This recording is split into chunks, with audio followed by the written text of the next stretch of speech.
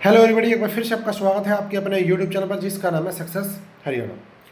देखिए, आपको पता होगा 18 तारीख और 19 तारीख दोनों ही दिन परमिल्ला वर्सेस HPSC रिजर्वेशन केस की बहस हुई है और इसके बारे में बताऊंगा इसका क्या इफेक्ट पड़ेगा, क्या मैटर है और फैसला क्या रहा। तीनों चीज़ें बताऊंगा।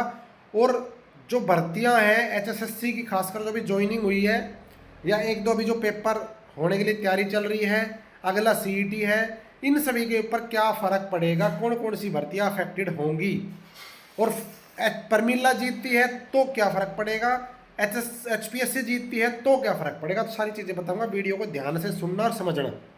ये मैं अपनी तरफ से कुछ नहीं बता रहा, जो एक्चुअल ग्राउंड पे है वो चीज़ आपको शेयर कर रहा हूँ। हो सकता है कुछ लोगों को अच्छी ना लगे, कुछ को अच्छी लगे, वो एक अलग मैटर है ना। मेरा कोई पर्सनल व्यू मैं इसमें बता रहा हूँ। देखो सबसे पहली बात, कल और आज बहस हुई। एक बार जज साहब ने फैसला रिजर्व रख दिया था, दोबारा से AG साहब ने रिक्वेस्ट करके दोबारा से उसमें फिर बहस करी। उसके बाद क्या हुआ, क्या डिसीजन हुआ, वो तो अभी पता नहीं चला है। साइट भी चेक कर ली है, मेरे सामने साइट खुली हुई है।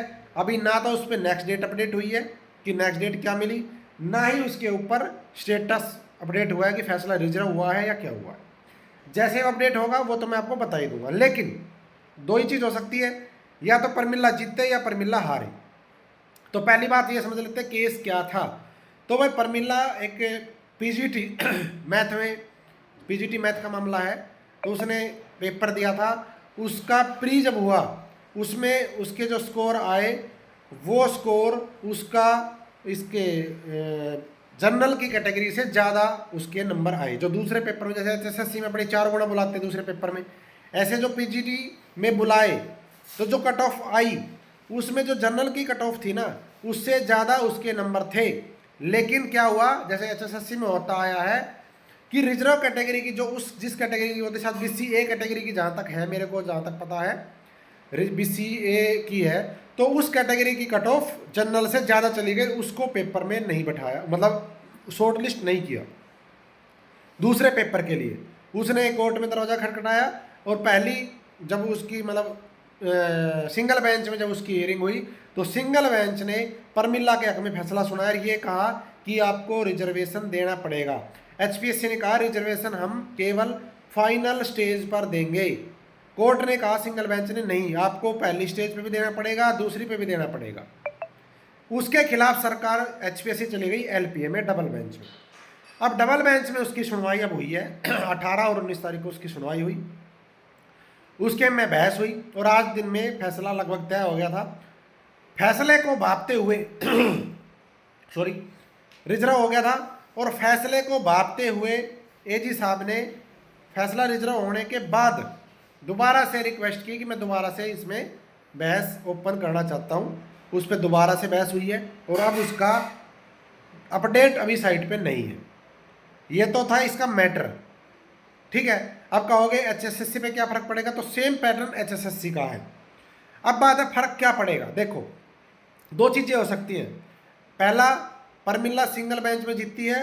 अगर परमिल्ला अभी इसमें जीतती डबल बेंच में, तो जहां तक मेरा आइडिया है, अगर परमिल्ला अभी जीतती डबल बेंच में तो सरकार उसको सुप्रीम कोर्ट तक ले जाए और वो भी सुप्रीम कोर्ट तक लड़ने के लिए तैयार है। अगर परमिल्ला जीतती है तो मामला सुप्रीम कोर्ट तक सरकार जहां तक लेके जाएगी। क्यों परमिल्ला जीतती है तो क्यों जाएगी सुप्रीम कोर्ट सरकार, वो इसलिए जाएगी, परमिल्ला के जीतने का मतलब है कि प्री में रिजर्वेशन देना, और प्री में रिजर्वेशन देने का मतलब है HSSC की जो अभी भर्तियां हुई हैं ग्रुप C की, उनके ऊपर खतरा मंडराना। क्यों, क्योंकि HSSC ने भी रिजर्वेशन फाइनल में ही दिया है, आपको भी पता है। तो अगर वहां पे मामला बिगड़ा, वहां पे HPSC हार गई, तो उसका इफेक्ट इन भर्तियों के ऊपर श्योर है कि पड़ेगा ही पड़ेगा। और भर्तियों का फर्क पड़ने का मतलब है जब कट ऑफ ही बदल जाएगी, जब रिजर्वेशन दिया जाएगा अगर प्री में, तो जनरल की कट ऑफ ज़्यादा चली जाएगी, रिजर्व कैटेगरी की कम हो जाएगी, बच्चे नए पेपर देने वाले एलिजिबल हो जाएंगे। अब पेपर दोबारा से उनका तो ले नहीं सकते कि उनका पेपर ले लो, पेपर होगा फिर सभी का। तो इसलिए अगर परमिल्ला जीती तो सरकार जाएगी पक्का सुप्रीम कोर्ट में। तो परमिल्ला जीतेगी तो क्या इफेक्ट पड़ेगा भर्तियों पे, मैंने बता दिया। अब है अगर परमिल्ला हारी तो क्या इफेक्ट पड़ेगा। तो प्रमिला अगर हारती है तो सरकार और ये जितनी भी भर्तियां भी हुई है वो सेफ समझे अपने आप को। क्यों?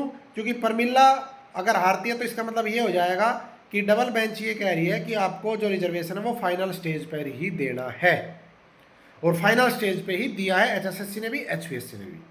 तो ये दो पहलू हैं। अगर प्रमिला जीती तो क्या होगा, प्रमिला हारी तो क्या होगा। अब ना तो प्रमिला आपके कहने से हारेगी, ना आपके कहने से जीतेगी। कभी कोई ये सोचे कि भाई नहीं ऐसा होना चाहिए वैसा होना चाहिए, देखो बहस हो चुकी है, ना आपके कहने से कुछ होगा ना मेरे कहने से कुछ होगा। इसलिए अपने आप को परेशान मत करना, कभी कमेंट में ज्ञान दे देखो भाई कोई फ़ायदा नहीं है। मेरे कहने से ना कहने से आपके सोचने विचारने से कुछ नहीं होगा। बहस हो चुकी है, जैसे ही उसका कुछ अपडेट होगा वो मैं आपको शेयर करूँगा, ठीक है। तो ये है। और अगर प्रमिला हारी तो शायद प्रमिला भी आगे सुप्रीम कोर्ट में जाए, और वहाँ पे सुप्रीम कोर्ट की जजमेंट भी प्रमिला ने दिखाई। आप कहोगे जी कौन सी जजमेंट है, तो आपको ध्यान होगा MPPSC दीपेंद्र यादव वर्सेस मध्य प्रदेश सरकार स्टेट जो सर्विस है उसका केस था। वो यही केस था कि रिजर्वेशन दोनों स्टेज पे दिया जाएगा। वो बंदा फर्स्ट सिंगल बेंच में जीता, डबल बेंच में जीता, सरकार उसको लेके SLP में गई सुप्रीम कोर्ट में, वहाँ पे भी सरकार की SLP को सुप्रीम कोर्ट के द्वारा खारिज किया गया। तो इस तरह की वर्डिंग भी प्रमिला के वकील की तरफ से दिखाई गई है। और अगर फैसला प्रमिला के हक में आता है तो सरकार सुप्रीम कोर्ट जाएगी, और प्रमिला के हक में नहीं आए तो प्रमिला सुप्रीम कोर्ट जाएगी। इसका मतलब ये है मामला सुप्रीम कोर्ट में जाना लगभग लगभग निश्चित है। तो अब आप जो अपने दिमाग में असमंजस बना रहे हो तो अब अपना क्लियर कर लेना। मेरे पास भी कई साथियों के जो मेरे पर्सनल जानकार हैं, जो अभी खासकर वो जो मतलब अभी इस एक दूसरी पोस्ट पे थे, अब नई पोस्ट के थ्रू ग्रुप सी में ग्राम सचिव गया, कोई कलरक गया, कोई कुछ गया, वो ज़्यादा परेशान है कि जी ये अगर ऐसा हो गया तो फिर तो हमारा ख़राब हो जाएगा, कि पीछे वाली नौकरी भी गई, ये तो फिर खतरा मंडरा जाएगा। तो भाई मैं यही कहता हूँ, जब तक कोई फैसला नहीं होता है और आगे की स्थिति स्पष्ट ना हो, कुछ भी आप अपनी तरफ से मत सोचो, क्योंकि आपके सोचने से कुछ भी नहीं होगा। दो ही पहलू है, मैंने आपको शेयर कर दिए, बता दिए हैं। अब कौन सा पहलू जज साहब के फैसले के रूप में अपने सामने आता है तो वो देखते हैं। रही बात मेरी कि क्या होना चाहिए और क्या ठीक है, तो अगर मैं वो कहूँगा तो फिर अलग जो है ना एक कंट्रोवर्सी छिड़ जाएगी, तो अभी मैं उसके ऊपर कुछ नहीं कहूँगा, ठीक है। और बाकी ठीक है, आगे को अपडेट आएगी शेयर करूँगा। मेरा टेलीग्राम व्हाट्सएप का जो लिंक है डिस्क्रिप्शन में है, तो मैंने अपनी तरफ से क्लियर कर दिया है। थैंक यू, जय हिंद, जय भारत, जय हरियाणा। आपका दिन शुभ। वीडियो को लाइक और शेयर कर देना।